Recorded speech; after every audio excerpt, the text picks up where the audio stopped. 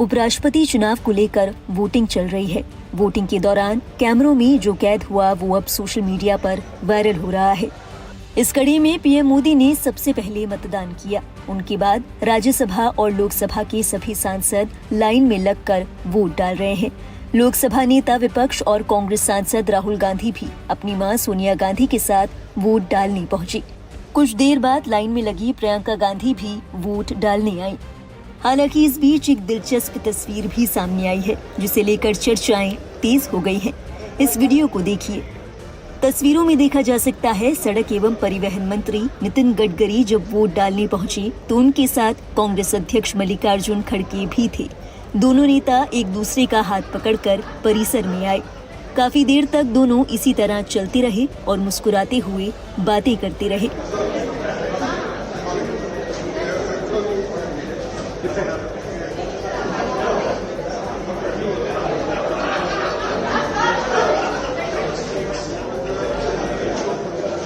इस वीडियो पर बीजेपी की ओर से तो कोई रिएक्शन अब तक सामने नहीं आया, लेकिन कांग्रेस ने इसका इस्तेमाल करते हुए पीएम मोदी पर निशाना साधा। कांग्रेस प्रवक्ता अखिलेश चुनाव के लिए जारी वोटिंग में कई दिलचस्प तस्वीरें देखने को मिली, जहां एक तरफ गिरिराज सिंह अखिलेश यादव के सांसद से बड़े ही प्यार से मिलते नजर आए, वहीं दूसरी ओर किरण रिजिजू भी कई विपक्षी नेताओं के साथ मुखातिब थे। उन्होंने डिम्पल यादव से भी वोटिंग बूथ के बाहर बात की। इसी बीच एक और तस्वीर नजर आई जिसने सभी का ध्यान अपनी ओर खींचा। बात तब की है जब AIMIM चीफ असदुद्दीन ओवैसी पूर्णिया सांसद पप्पू यादव के साथ हंसी ठिठोली करते नजर आए। गौरतलब है उपराष्ट्रपति के चुनाव में NDA कैंडिडेट CP राधाकृष्णन की विपक्षी प्रत्याशी सुदर्शन रेड्डी के मुकाबले जीत तय मानी जा रही है। दरअसल YSR कांग्रेस के 11 सांसदों ने भी NDA कैंडिडेट के समर्थन का ही ऐलान किया है। वहीं NDA के पास पहले से ही 427 वोट होने की बात कही जा रही है। हालांकि BSR और BJD जैसे दलों ने चुनाव में हिस्सा लेने से इनकार कर दिया है। पंजाब के अमृतपाल सिंह और एक अन्य सांसद भी वोट से दूर ही रहेंगे। हालांकि इस चुनाव के दौरान जब दिग्गज नेता वोट डालने पहुंचे तो उन्होंने क्या कुछ कहा, जरा वो भी सुन लीजिए। आइडियोलॉजी की लड़ाई है क्योंकि आपके पास तो नंबर्स है नहीं। आपको कैसे पता? अगर आप आंकड़े देखें नहीं, आपको कैसे पता? अगर आप आंकड़े देखें ना, नहीं, आंकड़े तो ठीक है, लेकिन ये वोट तो अंतर आत्मा के उस पर पड़ता है। और दूसरा, पूरा देश ही जानता है कि भारतीय जनता पार्टी इस्तेमाली पार्टी है। पहले इस्तेमाल करो फिर बर्बाद करो, पहले इस्तेमाल करो फिर बर्बाद करो। वही हमारे वाइस प्रेसिडेंट जो खोए हुए हैं उनके साथ भी यही हुआ। सर अखिलेश जी, उनके पहले कई सहयोगी थे, उन्होंने आज बहिष्कार कर दिया, जैसे अकाली दल हो गया, BJD हो गया, इसको लेकर क्या? अभी भी जीत का नंबर हम लोगों के पक्ष में ही आएगा। लोकतंत्र को यदि बचाना है ना और संविधान की रक्षा करना है तो आपको एक ही याद रखना पड़ेगा कि हमें संविधान के लिए वोट डालना है, लोकतंत्र बचाने के लिए वोट डालना है।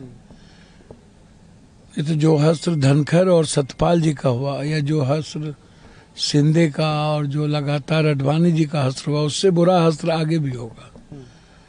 और इन लोगों को MP लोग याद आते हैं चुनाव के वक्त ही, उसके बाद ये लोग कहाँ किसी से मिलते हैं। तो इसीलिए जो चुनाव है ये लोकतंत्र बचाने की है, उस पद के गरिमा की रक्षा के लिए है। और मुझे लगता है कि यदि आज भी अपने आत्मा के आवाज से यदि दिल को की आवाज नहीं मिला ये लोग, चाहे वो बीजू दादा हों, चाहे चंद्रबाबू नायडू, चाहे तेलंगाना के पूर्व मुख्यमंत्री हों नीतीश जी, तो जो हस्त्र सबका हुआ वही हस्त्र इन लोगों का भी होगा। तो जो BJD BRS आज वोटिंग से पीछे हट रहे हैं, इस पर क्या कहेंगे सर आप? उन लोगों को तो BJP BRS को वोटिंग देना चाहिए, इंडिया गठबंधन के कैंडिडेट को।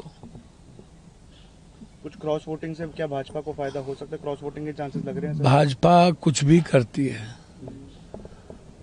कुछ भी करती है, प्रोपगंडा मास्टर है, गणेश की तरह दूध पिला देती है। ये एक विचारधारा की लड़ाई है, आइडियोलॉजिकल फाइट है, जिसमें एक तरफ संविधान को अपनी जेब का मानने वाले लोग हैं, संवैधानिक संस्थाओं को अपने राजनीतिक लाभ के लिए इस्तेमाल करने वाले लोग हैं, और दूसरी तरफ एक ऐसे कैंडिडेट हैं जो हमेशा से संविधान के लिए लड़े हैं, 52 साल से अपनी जेब में संविधान की कॉपी लेके चल रहे हैं, हर मोड़ पे संविधान का सहारा लेते हैं और संविधान को मानने वाले पूरी तरह से लोग। तो ये जो विचारधारा है, ये लड़ाई है और पूरा प्रयास है। बहुत सबसे अच्छे कैंडिडेट हैं हमारे, उसमें कोई दो राय नहीं। कितने आश्वासन है, क्योंकि इस बार बीजेडी बीआरएस इन्होंने डिसाइड किया है कि वो एब्सटेन करेंगे वोटिंग से, कितना बड़ा प्रभाव पड़ेगा आपके हिसाब से? देखिए, प्रभाव तो पड़ेगा, और एब्सटेन कर रहे हैं तो उनकी संख्या कम होगी, और मुझे लगता है कि हमारी संख्या और बढ़ेगी भी, जितनी हमारी है उससे ज़्यादा बढ़ेगी।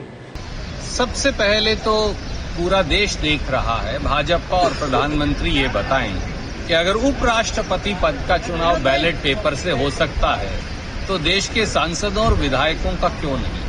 अगर सरपंच का जिला परिषद का चुनाव बैलेट पेपर से हो सकता है तो सांसदों और विधायकों का क्यों नहीं? एक तो मूल प्रश्न ये है। और जहां तक उपराष्ट्रपति चुनाव का प्रश्न है, कांग्रेस और समूचे विपक्ष के लिए ये संविधान की मर्यादाओं और परंपराओं की रक्षा की लड़ाई है। हमारे लिए ये लड़ाई केवल वोट डालने तक सीमित नहीं। ये संसद, जो आपके सामने संसद का परिसर नजर आता है, इसकी मर्यादा और परंपराएं जो हैं, इसके मापदंड और मूल्य जो हैं, उनकी रक्षा की लड़ाई है। और आखिर में आम जनमानस के लिए प्रजातंत्र की रक्षा की लड़ाई है। गरीब और वंचित और शोषितों के, नौजवानों और किसानों के, महिलाओं के, उनके अधिकारों की रक्षा की लड़ाई है। और ये लड़ाई कांग्रेस और समूचा विपक्ष सुदर्शन रेड्डी जी के नेतृत्व में लड़ रहा है। इसीलिए हम चुनावी मैदान में संविधान में यकीन रखने वाले, संविधान की रक्षा करने वाले, शख्सियत का साथ देते हैं, या खास विचारधारा के जो नफरत की राजनीति करते हैं, लोग देश में नफरत फैलाते हैं, उनके साथ खड़े होते हैं। उनके पास मौका है, संविधान की रक्षा करें, संविधान के साथ देने वाले व्यक्ति को अपना वोट दें और इंडिया गठबंधन के उम्मीदवार को जिताएं। पहले जो लोग